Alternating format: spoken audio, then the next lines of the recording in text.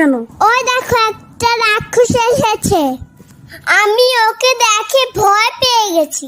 তুমি বলো না ওকে এখান থেকে চলে যেতে।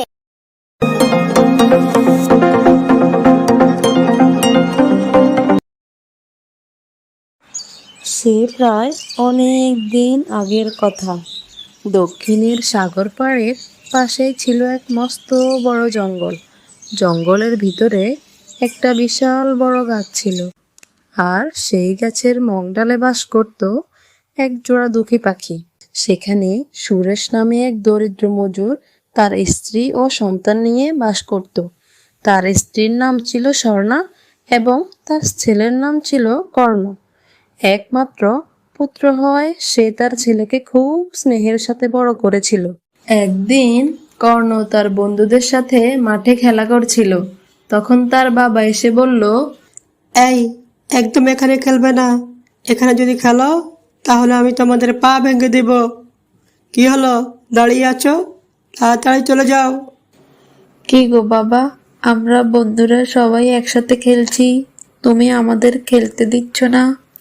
এই জন্য আমি তোমাকে পছন্দ করি না। এইভাবে খেলা উচিত না, এটা খুব ভয়ঙ্কর খেলা।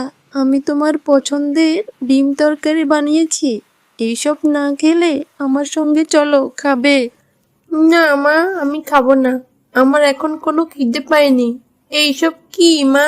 আমার বাবার জন্য আমার বন্ধুরা আমার সাথে খেলা করে না, কোনো সম্পর্কও রাখতে চায় না। আমি কোনোদিন আমার বাবার মুখ দেখতে চাই না। অনেক হয়েছে, এবারে খাবে এবং ঘুমিয়ে পড়বে, কাল তো স্কুলেও যেতে হবে। কর্ণ রাতের খাবার খেয়ে ঘুমিয়ে পড়ল। তারপর সুরেশ বাসায় ফিরে এলো। আচ্ছা, এতদিনে কত টাকা জমলো? 1000 টাকা হবে? 1000 নয়, 2000 টাকা হয়ে গেছে। তাহলে তো আর 800 টাকা হলেই হবে। তুমি এবার তোমার অপারেশনটা করে ফেলতে পারবে। না, এই টাকাটা আমি আমার জন্য জমা করছি না, এটা আমি আমাদের ছেলের জন্য জমা করছি, যাতে সে পড়াশোনা করে ডাক্তার হতে পারে। সে ডাক্তার হলে আমার চিকিৎসা করবে। এই গিন্নি, অনেক রাত হয়ে গেছে, চলো ঘুমিয়ে পড়ি। তারপরের দিন সকালে সুরেশ বাজারে যাওয়ার সময় রাজেশ বাবুর সাথে দেখা হলো। সুরেশ, আমি শুনলাম তোমার ছেলে শহরে পড়াশোনা করছে, সেখানে সে কি পড়ছে? হ্যাঁ স্যার, ও সেখানে ডাক্তারি পড়াশোনা করছে। আচ্ছা, ঠিক আছে, তুমি যদি চাও আমার সাথে শহরে থাকতে পারো। তোমার মতো একজন বিশ্বাসী লোক আমার দোকানে থাকলে তো ভালো হয়। আমি তোমার জন্য সেখানে থাকার ব্যবস্থা করে দিব। এরপর বাকিটা তুমি ভেবে দেখো। আচ্ছা, ঠিক আছে স্যার, আমি আমার স্ত্রীর সাথে কথা বলে দেখব। তারপর সুরেশ তার স্ত্রীকে সম্পূর্ণ ঘটনা খুলে বলল এবং তার স্ত্রী তার কথায় রাজি হলো। তাহলে আমি রাজেশ বাবুকে জানিয়ে দিই, 2 দিনের মধ্যেই আমরা আসছি সেখানে। তারপর তারা 2 দিন পর শহরে গিয়ে রাজেশ বাবুর কাছে যোগ দিল। তার কিছুদিন পর সুরেশ তার ছেলের সাথে দেখা করতে গেল। তুমি এখানে কেন এসেছ? তুমি কি করে জানলে আমি এখানে থাকি? তুমি জানো তুমি এইভাবে আসা আমার পছন্দ নয়। আমি না চাইলেও তুমি আমার পিছু ছাড়বে না, তাই না? তা না বাবা, আমরা 2 দিন আগে এই শহরে এসেছি। এখানে থাকার জায়গাটি অনেক বড়, তুমি চাইলে আমাদের সাথে এখানে থাকতে পারো। সেই কথাটি বলার জন্যই আমি এখানে এসেছি। আচ্ছা ঠিক আছে, তোমরা কোথায় থাকো? আমি কিন্তু তোমাদের সাথে থাকতে পারবো না, তবে প্রতি শুক্রবারে আমি বাড়িতে যাব। সুরেশ এখানে তাদের ঠিকানাটা দিয়ে বাড়িতে চলে গেল। পরের দিন কর্ণ তার বাবা মা যেখানে থাকে সেখানে পৌঁছালো।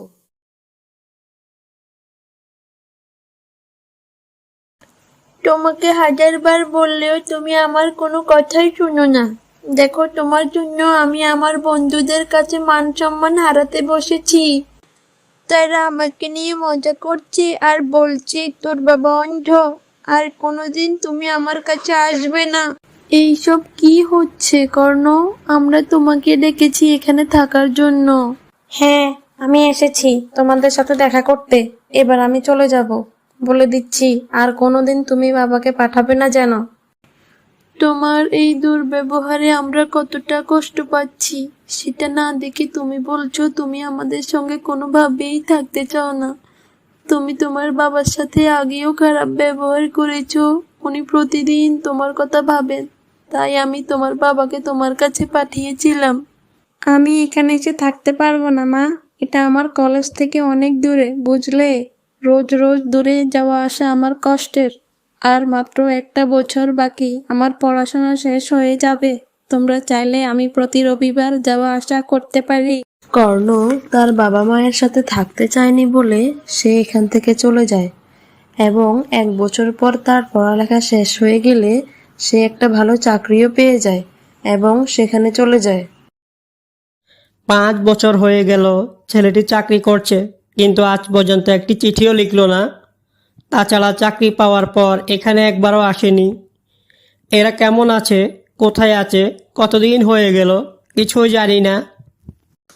আমরা যে দেখে আসবো সেটাও তো কোনোভাবেই সম্ভব না। আমরা তো জানি না ও কোথায় থাকে, তবে ও যেখানে আছে ভালো আছে। তুমি ওকে নিয়ে একদম চিন্তা করো না। একদিন সুরেশ কাজ শেষ করে বাসায় যাওয়ার সময় কর্ণর বন্ধুর সাথে দেখা হলো। আপনি ঠিক আমাদের কর্ণের বাবা না? আরে হ্যাঁ, তুমি কি করে আমাদের কর্ণকে চিনো? হ্যাঁ, আমরা দুজন তো একসাথে পড়ি, আর আমি কর্ণের ভালো বন্ধু। এখানে কর্ণ কেমন আছে তুমি কি জানো? অনেকদিন ধরে তার কোনো খোঁজ পাইনি। কি বলছেন কি? 4 বছর হয়ে গেছে, আপনারা কিছুই জানেন না? ও তো বিয়েও করেছে, আর ওর এখন একটা 3 বছরের বাচ্চাও আছে। এই শহরেই তো থাকে কর্ণ। চলুন আমি আপনাকে ওর বাড়িটা দেখিয়ে দিই। সুরেশ এসে তার স্ত্রীকে সবটা খুলে বলল। দেখো স্বর্ণা, ও এই শহরেই থাকে, অথচ আমাদেরকে এই কথাটি একবারও শোনায়নি।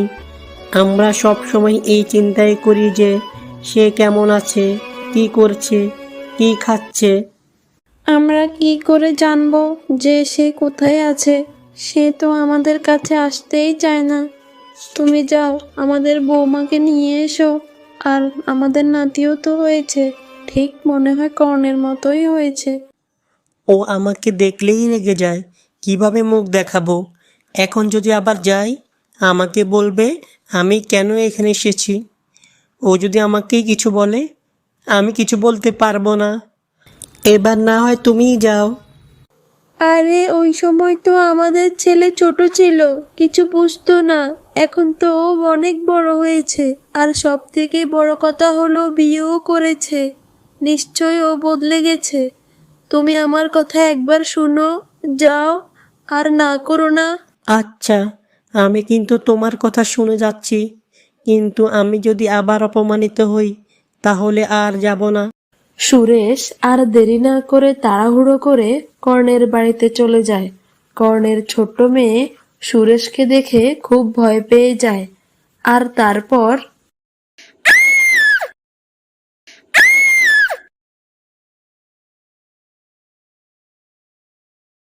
কি হয়েছে মা?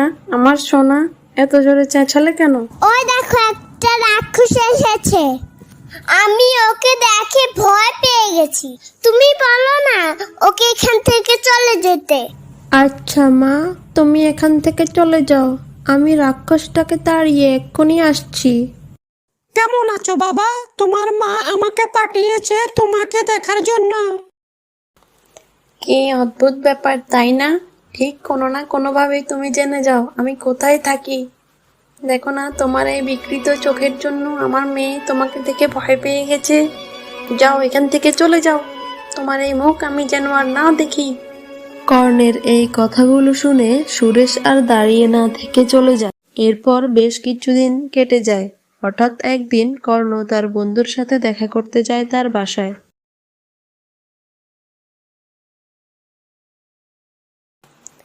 কি বন্ধু, বল কেমন আছিস?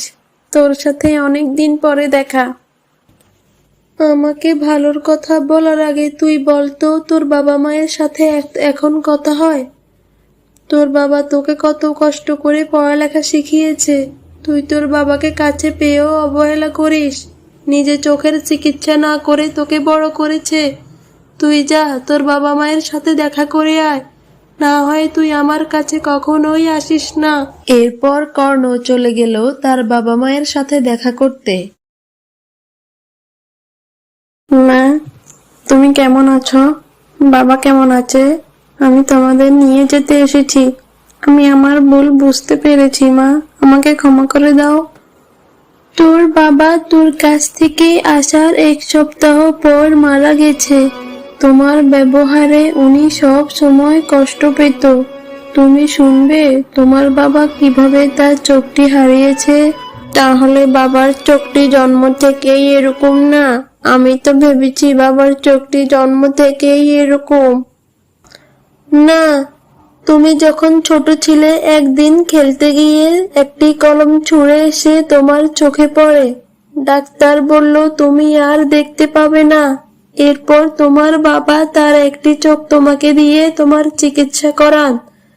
তিনি বলল যাতে আমি কখনো এ কথা তোমার কাছে না বলি। হায় বাবা, তুমি আমার জন্য এত কিছু করলে, আর আমি কিনা নিজের স্বার্থ ও ইগোর জন্য তোমার সাথে অনেক খারাপ ব্যবহার করেছি। আজ আমি আমার ভুল বুঝতে পেরেছি, কিন্তু তুমি নেই। বাবা, তুমি আমায় ক্ষমা করে দাও।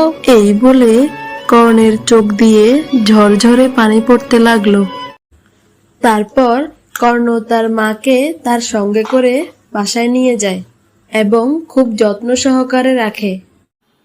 গল্পটি থেকে আমরা এই শিখলাম যে প্রত্যেক সন্তানদের তাদের বাবা মায়ের প্রতি সহানুভূতি ও শ্রদ্ধাশীল হওয়া উচিত, কারণ প্রত্যেক বাবা মাই তাদের সন্তানদের ভালো চান। গল্পটি যদি আপনাদের ভালো লেগে থাকে অবশ্যই কমেন্ট করবেন আর লাইক সাবস্ক্রাইব করতে ভুলবেন না কিন্তু।